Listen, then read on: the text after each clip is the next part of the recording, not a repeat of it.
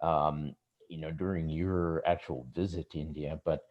Um, but for those of us who have been very engrossed in a lot of professional work, a lot of intellectual activity, things that distract us from the uh, the constant meditation.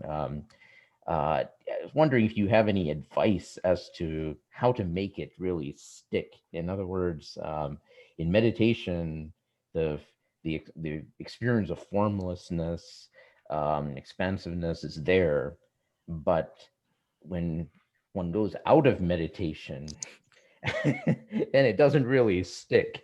I just appreciate your insights and just your own experiences in that regard and any advice you may have. I would say meditation is not separate from you. You and meditation are one. So there's no like going and sitting down to meditate unless you're separating that I'm a separate meditator meditating. In reality, all of the experience that seems to be appearing is appearing within the meditation.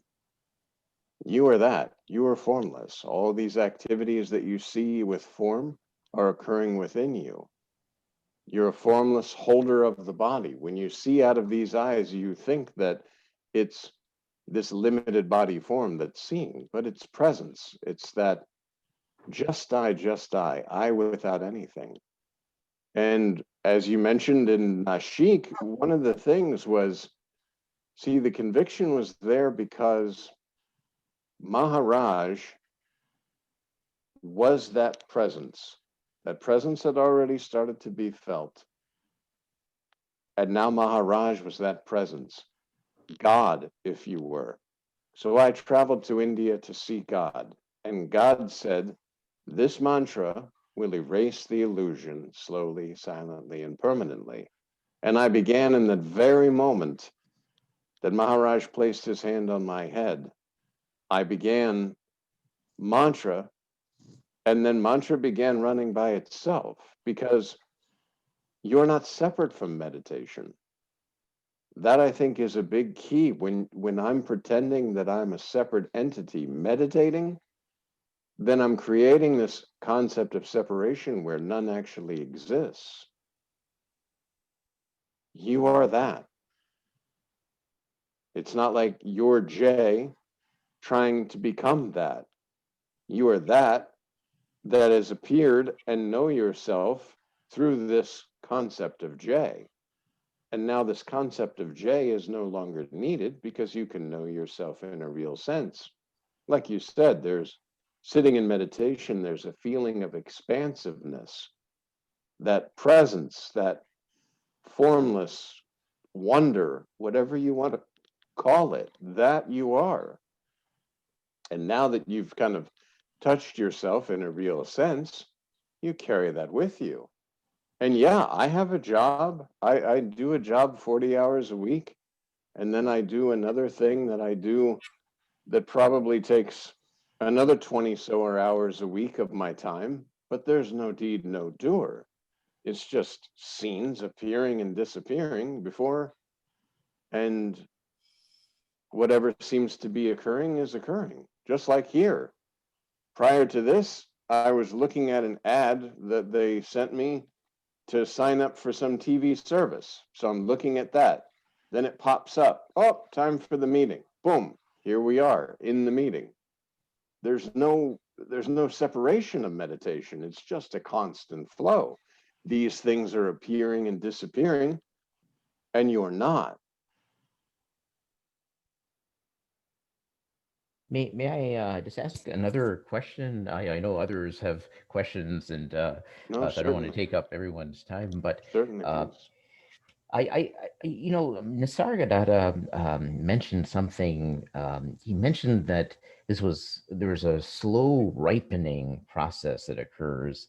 I guess as Ramakant would describe as the absorption of knowledge. Uh, but then there would be a sudden, irreversible change um, at the time of realization. So, has your experience been just that a sudden irreversible process, or do you feel that you have, at least in the early stages, that you have to um, constantly make a conscious effort to be in touch with selfless self? In other words, it was a slow process of absorption whereby you had to consciously um, attempt to, uh, I guess, for lack of a better way of expressing it, you have to be in touch with your selfless self deliberately.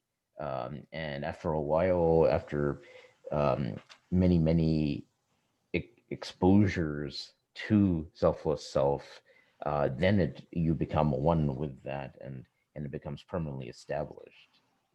Um, There's, I think Nisargadatta Maharaj talks about chewing on the chocolate, that I am, that sense of existence, the just I, the selfless self, presence, chewing on that. And when I say chewing on that, and when Nisargadatta Maharaj says chewing on the chocolate, it's like a cow chews its cud, he talks about. And what that is it's just, okay, so that I am that. I know this. I feel this subtle sense of presence, this I am, this just I. And I just remain in that. When things appear to be happening in the outside world, I don't let my attention go off to that. I like to remain with my selfless self, because truly it's become selfless self-intoxication. You know, you're with this subtle, just absolute, I think they call it Satchidananda, you know, existence, consciousness, bliss. You're in a state that is just witnessing this you can't describe.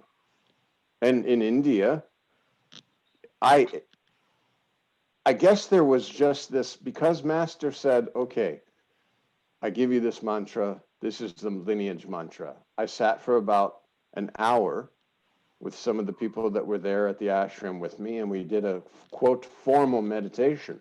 And then after I ceased my formal meditation, I continued with mantra, and I went to my room. And the next thing I know, I'm walking around India. I went and I had my beard shaved off and my hair cut and all this sort of stuff. And it was just a flowing. It then became, it was like mantra somehow took a remote control, and the John, whatever was there of John, didn't fight it. And so I guess you could say the ripening was not to struggle and not to fight, just to, you know, if you see your body walking off in one direction, okay, let's walk in this direction and see where it's happening. And then just be with your selfless self. You're seeing, you're experiencing, but you're not taking it in as a person. It's just scenes. You know, you're not trying to personify it and say, I am seeing this, or where are we going, or anything like that. There was nothing like this. And in the same thing, again, I'll say I was very blessed because of the food poisoning. That was amazing.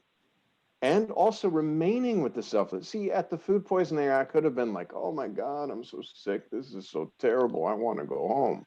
But instead, as Maharaj says, it's an opportunity to know yourself in a real sense. And I was very honest with Maharaj the first time I went to go to a jewelry store. That sense of egoistic, oh my God, look at all this gold. I want this gold. And I felt very restless about it. But I went right back to Master and I said, Master, I don't know what came over me. I was sitting there, I was looking at the gold, and it was like something was bubbling in me. And then we talked about it. I remained with mantra. Maharaj says, don't worry when these things bubble up. I also got very angry one day about the food, that it was totally just all vegetable, everything. Of course, everything was vegetable every day. But this one day, ego decided, really, I want to complain about this thing. And so I went and I told Maharaj again and said, you know, this is happening. And it subsided.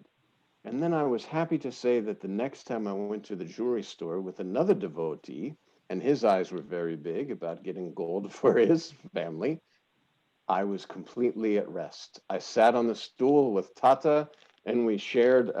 They serve you chai while you're looking at the gold, and I just drank my chai and no disturbance, because you don't pay attention to the disturbances. You don't get wrapped up in the food poisoning. You don't get wrapped up in every little feeling or every little sort of semi problem that seems to be appearing. Master says you are Brahman, live like Brahman. Live like Brahman is just die, just die. All of this is appearing within my spontaneous presence. It's projection. And I have nothing to do with this illusory world.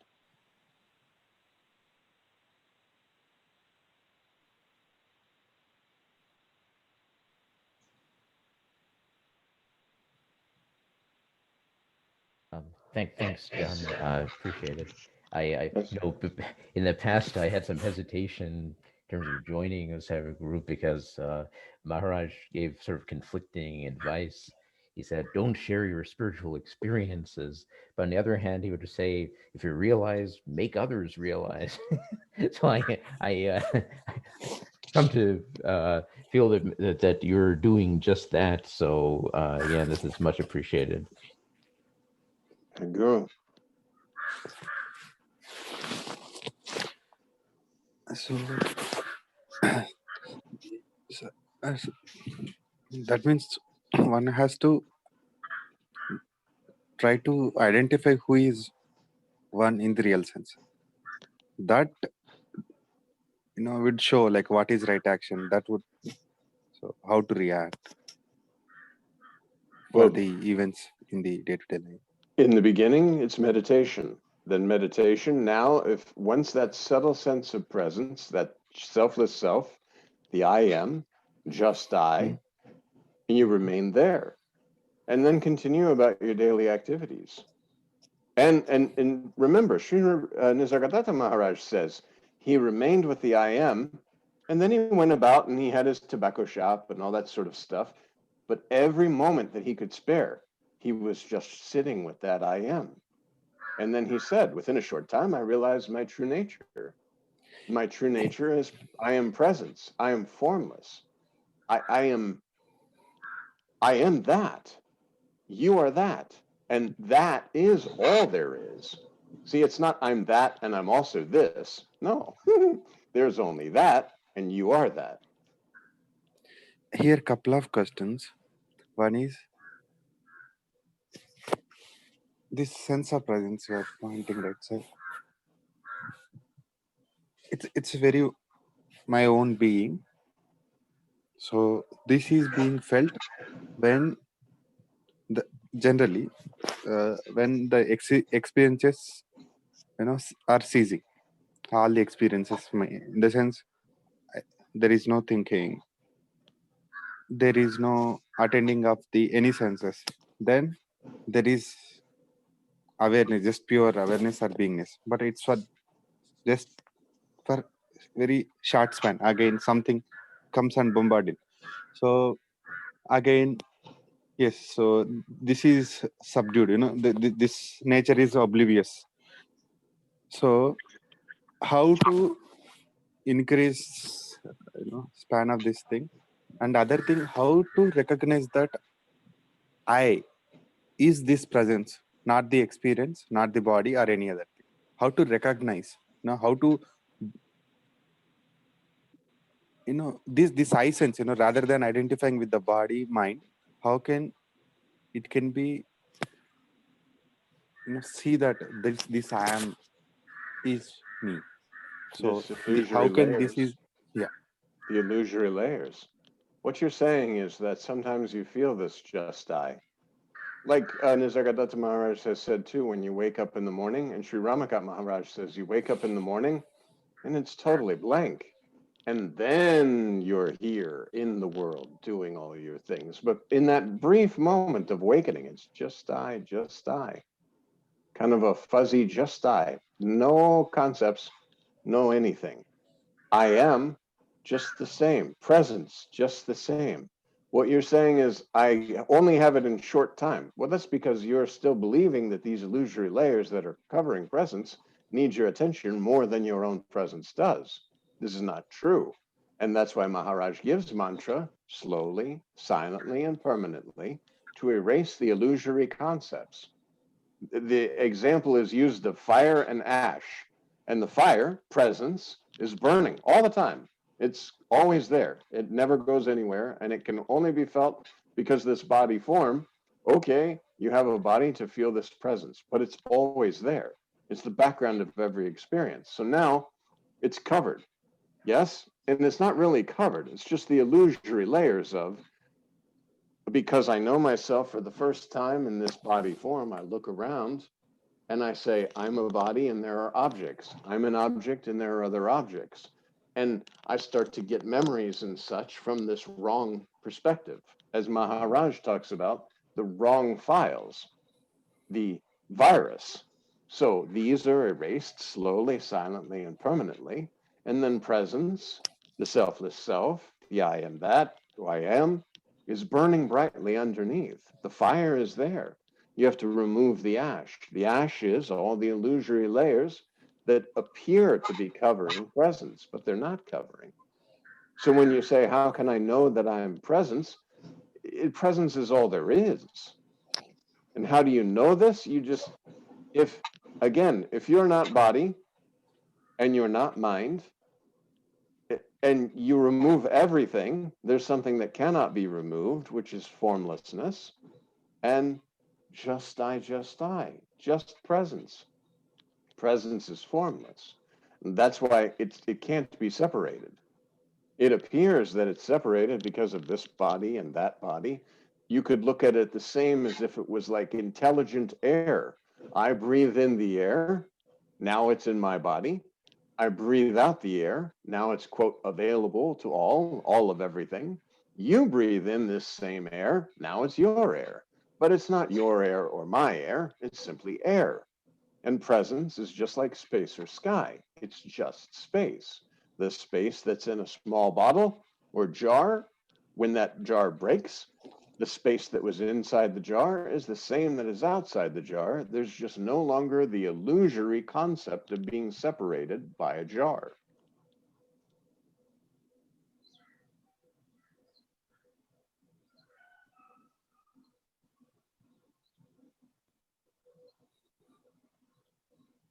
Okay, so I got it. So these illusionary layers. So because of that, the recognition that I is that I am. So that I am, that presence is not coming. So that has to be gone completely. That's what you are Well, saying. the cultivation of presence, the I am, remaining with the I am, the cultivation of presence, remaining with your selfless self, be with you always. And like we said before, always is not except for when I'm at work, or except for when I'm with my wife and kids, or except for when I'm stuck in traffic. Always is always. It's not a part-time spirituality like Maharaj says. It's definitely a full-time job. So when this presence reflects in mind, and that's done by a mantra, okay, mantra. And the illusory layer slowly, silently, and permanently. Now presence reflects in an empty mind, as we talked about, like a magnifying glass that burns away an ant. All the thoughts that are coming in between, these flow of thoughts, are burned away because you're concentrated on presence.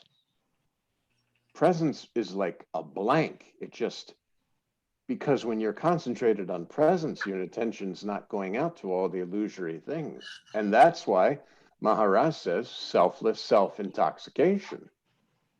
When you remain with your selfless self,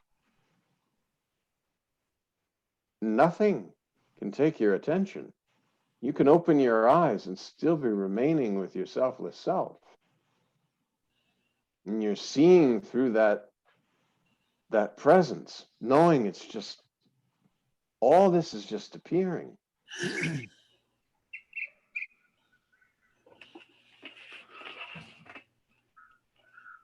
I'd like to say something about Jay's question. Okay. He asked, do you have to do it deliberately? And for me, I've never really been able to deliberately produce a sense of selflessness or bliss or whatever you want to call it. But I'd like to read. I do these daily contemplations, and it helps me. I don't know if it will help anybody else, but the way a really interesting question came to me today, and it sort of helped me recognize the that there is no, well, could I read this paragraph that I wrote down Do as you like. Free country. and and see if anybody else connects with this. The question was, how can you tell the difference between bliss and not bliss? Because sometimes I do get the recognition of just open presence, and then sometimes I don't feel it, and then I compare the two, and as soon as I start comparing, the difference between bliss and not bliss is when. So to answer that question was, how can you tell the difference between bliss and not bliss? The answer that came to me was, bliss has no I, and then so this can be. I wrote, this can be frustrating to me, but so then I said to myself, so just forget it. There's forget it and be the selfless self. So then I wrote, so easy to turn away from bliss without knowing it. Bliss doesn't know itself. We want good feelings and good knowings and comfort, but these all know their own sense and self and being. All these senses of like sense of good, sense of knowing, sense of comfort, and but they are limited because they pass, because of course they change and pass.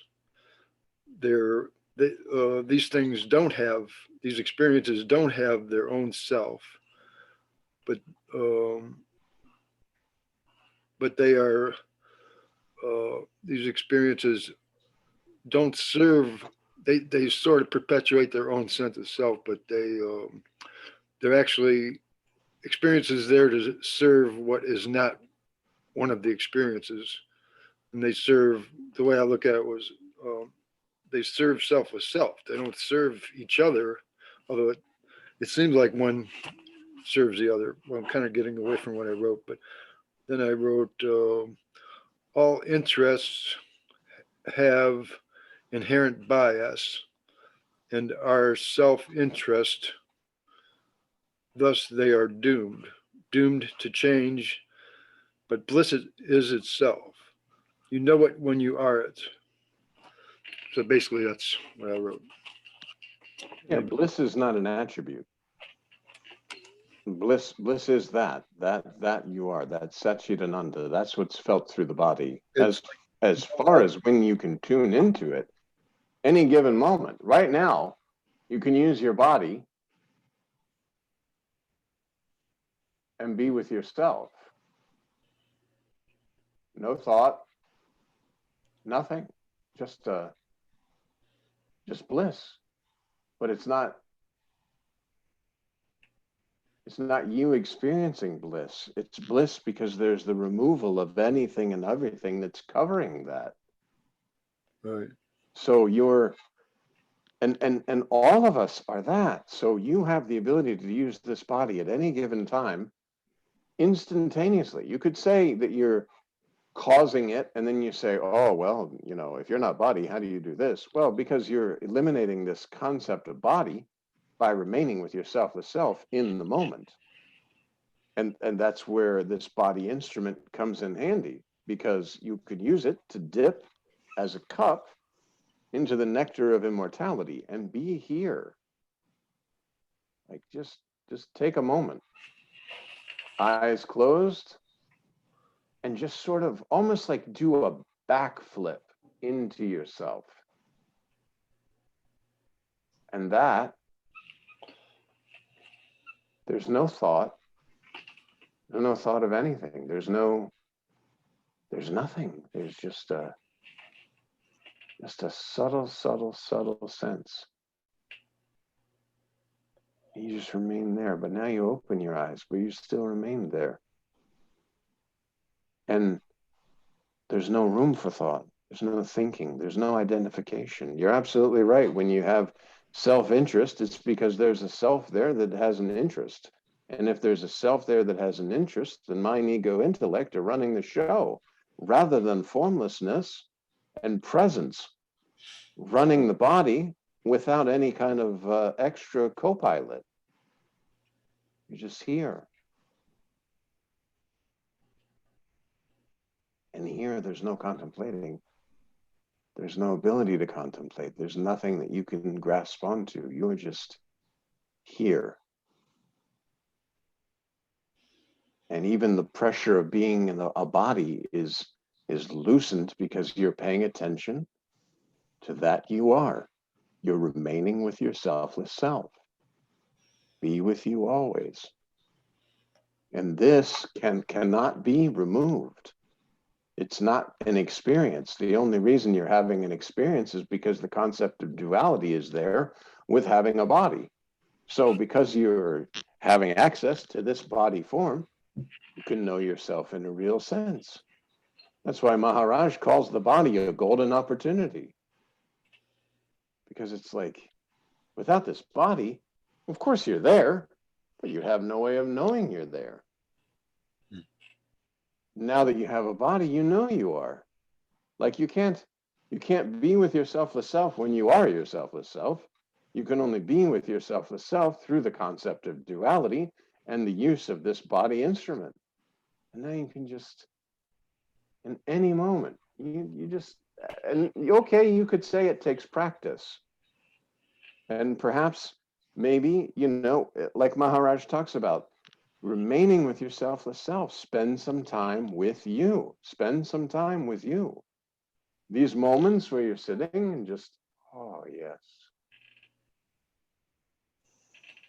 And there's no thought. It's just presence, just pure. And as I sit in meditation and I just bask in this presence, then I can open my eyes and go out into the so-called world that I know is appearing within presence and do my job, do my duties, and yet remain there. And anytime I get a little bit lost, no. Oh, look at this long line that I'm waiting for my lunch. Oh, let me just be with me. Be with my selfless self. Then all of a sudden time stops because I'm outside of time. Before I know it, I've got my lunch. Then I'm with my selfless self while I'm eating my lunch. I just remain there. Nothing can take me away from my selfless self. And it's practice. Remain with your selfless self through everything. Something seems very disturbing, remain with your selfless self. As I spoke about, food poisoning, that was pretty disturbing, for the body. It was a fairly trauma type experience for the body.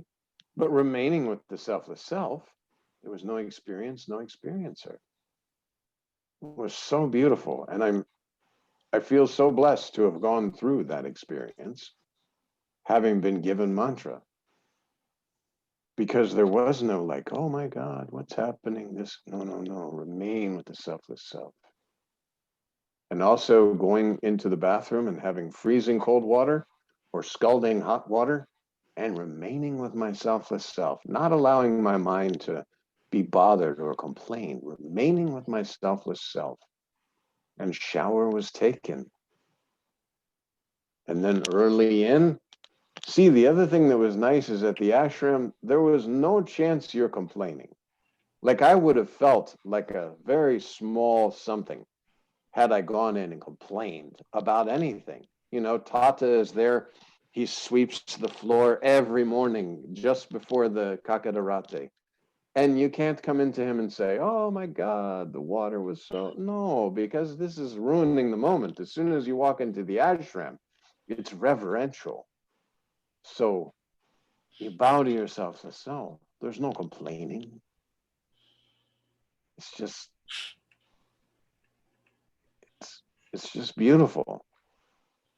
And knowing that all the experiences, as I spoke to another devotee, I said, you know, this is like it's almost like a playground for selfless self. Everything that's happening within this ashram is for you to remain with your selfless self. Consider it like a small world where we can really, really, really practice before we go out into the quote other world, the bigger world, whatever.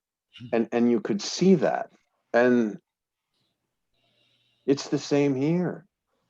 Here we are in our little small world having this little satsang, these little talks. And now when this is off, okay, now I remain with myself as self. How I just remain. I do the dishes, I remain with myself as self. Call a friend, I remain with myself as self. Because you are that. I You think have the to, more you, yes? I think the more you remain with yourself as self, when you step out into the big world, kind of, Little world. there, like it's, you begin to perceive everything as selfless self. In other words, the Maharaj would say, except there's no master, there's no disciple, there's no God, there's no Paramatma, there's no Brahman. All there is selfless self. And the more accustomed we, or through practice, the more we learn to actually experience that presence, we begin to recognize it present in everything all around us. And so the perspective of things changes. You begin to see things as selfless self, or as Ranjit would say, everything is he, Yes. meaning in reality. And that takes the edge off as well, kind of, experiences and things that you don't really want to go through sometimes. Absolutely.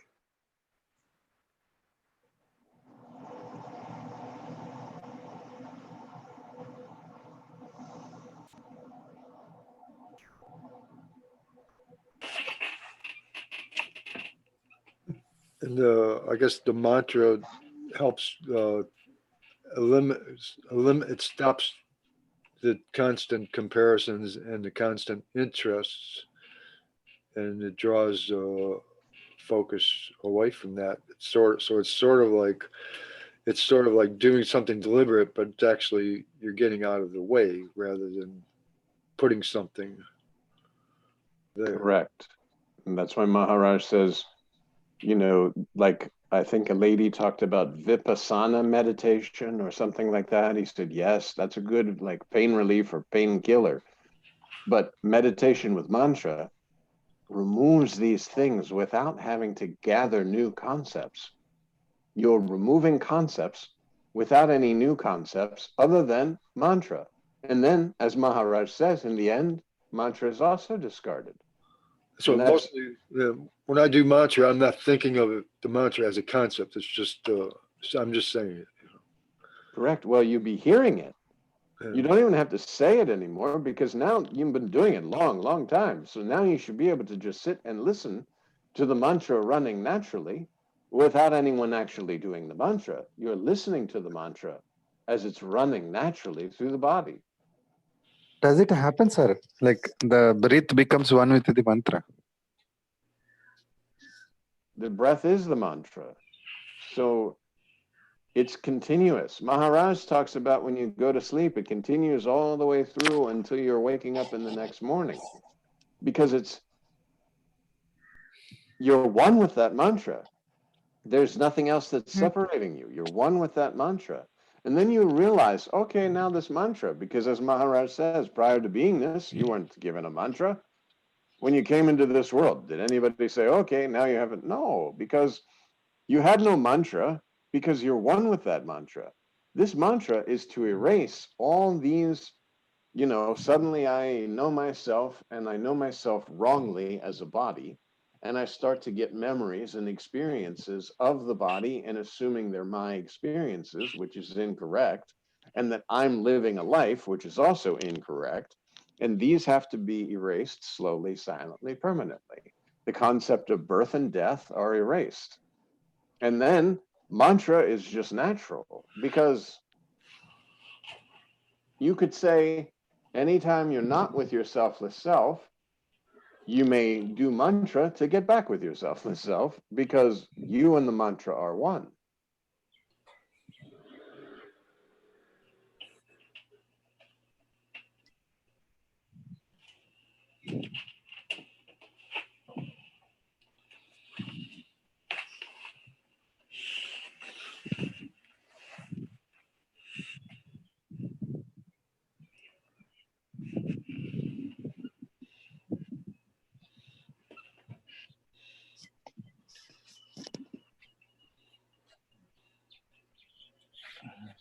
Keith,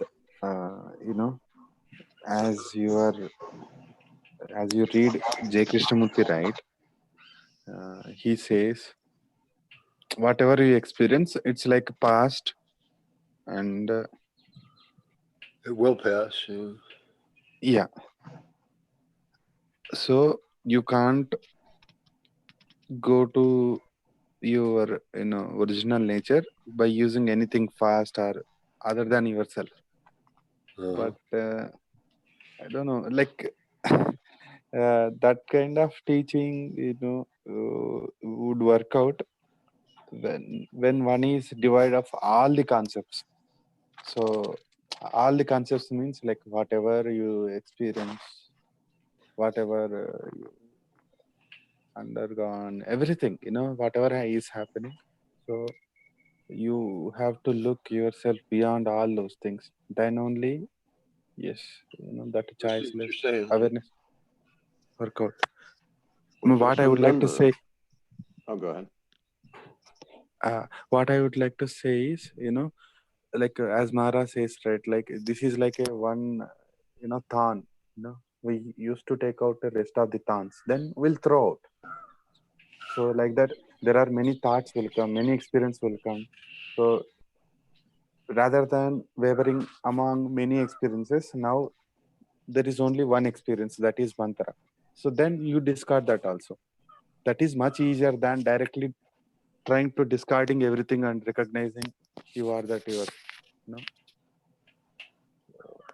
Sorry, Yeah. sir, I'm not trying to preach. No, that's all good. I would just say that whether you like whatever teacher you like, always remember this. What they're saying in their own way is accept your selfless self. There is no God, no Brahman, no Paramatman, no master. Nothing is there. All of these masters have had that direct experience and are now, I just had a text with somebody today about that, are now trying to share or share this experience basically using words. And words are inadequate because you're prior to words.